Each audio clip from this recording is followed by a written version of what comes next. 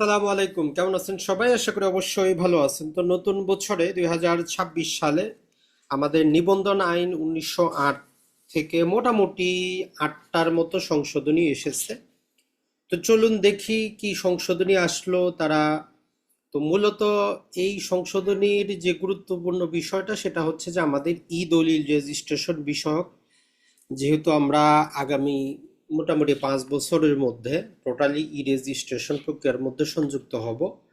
তো এই জন্য এই রিলেটেড আইনি ভিত্তি তৈরি করা হয়েছে। তাহলে রেজিস্ট্রেশন আইন 1908 এর অধিকতর সংশোধন যেই কল্পে আইনটা তৈরি করা হয়েছে। আর যে কোনো আইনের সংশোধনীগুলো আপনারা বুঝিনি, মূল আইন থেকে করা হয়, জন্য সংক্ষেপে থাকে। 1 নম্বর যে সংশোধনী আনা হয়েছে সেটা হচ্ছে যে 17 ধারাতে আমাদের বায়ানা দলিল যেটা আছে, জায়গা জমি ক্রয় বিক্রয় রিলেটেড আমরা যে চুক্তিপত্র করি এটাকে আমরা বায়ানা দলিল বলতেছি। এই বায়ানা দলিল সম্পাদনের 30 দিনের মধ্যে নিবন্ধন করার একটা বাধ্যবাধকতা ছিল। তো এইটাকে 30 দিন থেকে এখন 60 দিন করা হয়েছে। তাহলে এখন যে কোনো বায়ানা দলিল সম্পাদনের পর থেকে আমরা 60 দিনের মধ্যে রেজিস্ট্রেশনের জন্য উপস্থাপন করতে পারবো।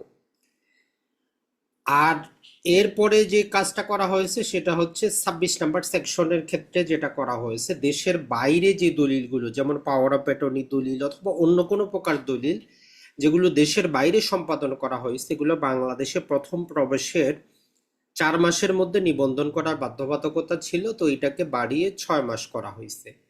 যেমন ধরেন যে আপনি দেশের বাইরে যদি কাউকে পাওয়ার অফ অ্যাটর্নি দেন, ওই পাওয়ার অফ অ্যাটর্নিটা বাংলাদেশে আসে প্রথমে পররাষ্ট্র মন্ত্রণালয়, তারপরে ডিসি অফিস, তারপরে সাব রেজিস্ট্রেশন অফিসে একটা নির্দিষ্ট সময়সীমা দেওয়া আছে যে দুই দুই মাসের মধ্যে আপনাকে পররাষ্ট্র মন্ত্রণালয়ে জমা করতে হবে, অ্যাটলিস্ট 3 মাসের মধ্যে আপনাকে স্টাম্পিং করতে হবে, 4 মাসের মধ্যে নিবন্ধন করতে হবে, এরকম একটা বাধ্যবাধকতা ছিল। তো এটাকে এখন 6 মাস করা হয়েছে।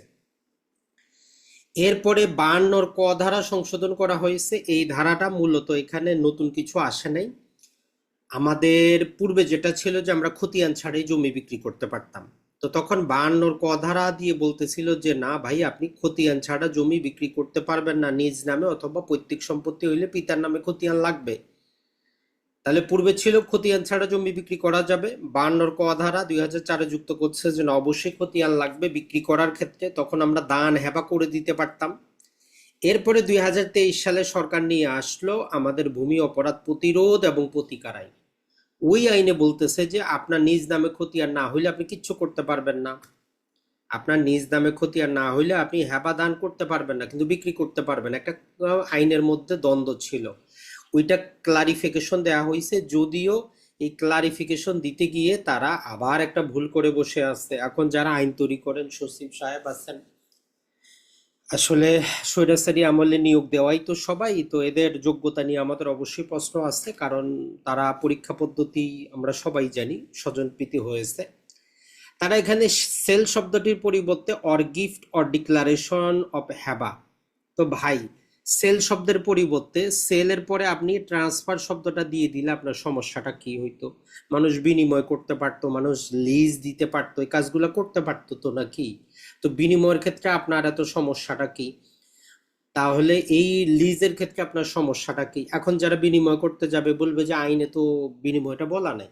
তাহলে সবচেয়ে অ্যাপ্রোপ্রিয়েট ল্যাঙ্গুয়েজ ইউজ করার দরকার ছিল সেল অর ট্রান্সফার। কিন্তু তারা বলতেছে যে অর গিফট ডিক্লারেশন অফ হ্যাবা under Muslim law or declaration of gift under Hindu খ্রিস্টান অ্যান্ড বৌদ্ধিস্ট ল। তো যাই হোক, এখন আশা করি যে কিছু সাব রেজিস্ট্রার যারা আইন বিষয়ে যাদের কোনো দক্ষতা ছিল না, মানুষকে যে গত 2টা বছর হয়রানিগুলা করছে, এই সমস্ত সাব রেজিস্ট্রারদেরকে ডেকে এনে এদের কাছ থেকে জরিমানা আদায় করা উচিত। বাংলাদেশে সমস্যা হচ্ছে সাব রেজিস্ট্রার হইতে আইন জানা লাগে না। আপনি বাংলা মিডিয়ামে পড়ে, ইতিহাস পড়ে, পদার্থে পড়ে, রসায়নে পড়েও সাব রেজিস্ট্রার হইতে পারেন। আশা করা যায় যে এসিল্যান্ডের পদটা প্লাস সাব রেজিস্ট্রারের পদটা আইন বিভাগের ছাত্রছাত্রীদের জন্য ফিক্সড রাখা উচিত। অ্যাটলিস্ট তাদের কমন সেন্স থাকা উচিত যে আইনগুলো চেঞ্জ হয়। আমরা আশা করব যারা এই বাংলাদেশে আইন বিভাগ থেকে পাশ করেছেন অথবা পড়তেছেন অথবা পড়বেন, বিশেষত যেই পদগুলো আইন রিলেটেড, যেমন এসিল্যান্ডের পদ, সাব রেজিস্ট্রারের পদ, এই পদগুলাতে আইন বিভাগ থাকাটা বাধ্যতামূলক করা দরকার। দেখেন, আপনি ডাক্তারি পেশায় যদি বাংলা বিভাগ থেকে কেউ যায় সিভিল সার্জন হয়, তাহলে তার অবস্থাটা কি হবে? তো এই আশা করি যে সরকার এগুলো একটু করবে। এরপরে তারা ক্লজ এ এবং বিতে উল্লেখিত সেলার শব্দটির পরিবর্তে অর ডোনার শব্দগুলো সন্নিবেশিত হবে। তো এইটা জাস্ট আমরা একটু দেখি যে ক্লজ এ এবং বি তে তারা নতুন কিছু আসলে করে নাই।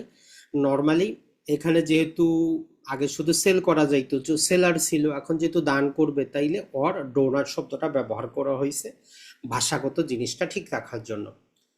এরপরে চলে এসেছে 68, সাব রেজিস্ট্রারের অবহেলায় যদি দেখা যায় যে যেই ফিটা সাব রেজিস্ট্রারের আইনগত আদায় করার দরকার ছিল সাব রেজিস্ট্রার আদায় করে নাই, তাহলে এটা একটা তার অসদাচরণ হিসাবে গণ্য হবে, মিসকন্ডাক্ট, এবং তার কাছ থেকে ওই টাকাটা আদায় করা হবে।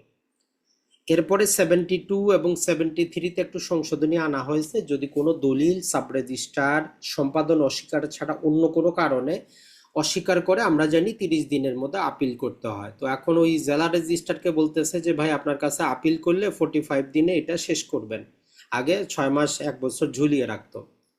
73-এ যেটা ছিল, যে দলিল অস্বীকার সম্পাদন অস্বীকার করা গ্রাউন্ডে কোনো সময়সীমা দেওয়া ছিল না, তো ওইটাও 30 দিনের মধ্যে আপিল করতে হবে, এরকম একটা সময়সীমা দিয়ে দিয়েছে। এরপরে যদি আমরা বলি গুরুত্বপূর্ণ যে জিনিসটা, এই যে 74টা, অতটা জাস্ট একটু ভাষাগত কিছুটা চেঞ্জ করা হয়েছে, অন্য তেমন কিছু না।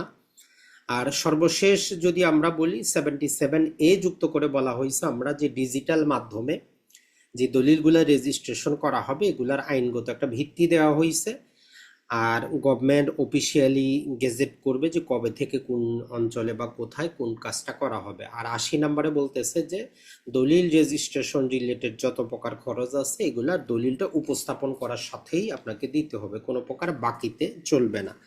তাহলে মূলত আমরা বলতে পারি এই যে আমাদের যে আইনটা সংশোধিত হলো, আইনের মূল জিনিসটা কি হলো, আপনি যদি এক শব্দে বুঝতে চান, সেটা হচ্ছে যে আমাদের বায়না দলিল এখন আপনি 60 দিনের মধ্যে রেজিস্ট্রেশন করতে পারবেন। এরপরে দেশের বাইরে সম্পাদিত দলিলগুলো 6 মাসের মধ্যে নিবন্ধন করতে পারবেন। পিতার নামে যদি আপনার নামজারি করা থাকে, আপনি সেটা বিক্রির পাশাপাশি দান এবং হ্যাবাটাও করতে পারবেন। সাব রেজিস্ট্রারের অবহেলার কারণে কোনো যদি খরচ চাপাতে আদায় করা না হয়, এগুলো সাব রেজিস্ট্রারের প্যাকেট থেকে আদায় করা হবে। আর দলিল অস্বীকার করা রিলেটেড 45 দিনে তারা এটা যেই বিচার প্রক্রিয়াটা শেষ করবেন, এবং 30 দিনের মধ্যে আপিলটা করতে হবে। আর অনলাইন নিবন্ধনের আইনগত ভিত্তি তৈরি করা হয়েছে। আর বাকিতে কোনো দলিল রেজিস্ট্রেশন হবে না, সব খরচ নগদে দিতে হবে। আসসালামু আলাইকুম, ভালো থাকবেন।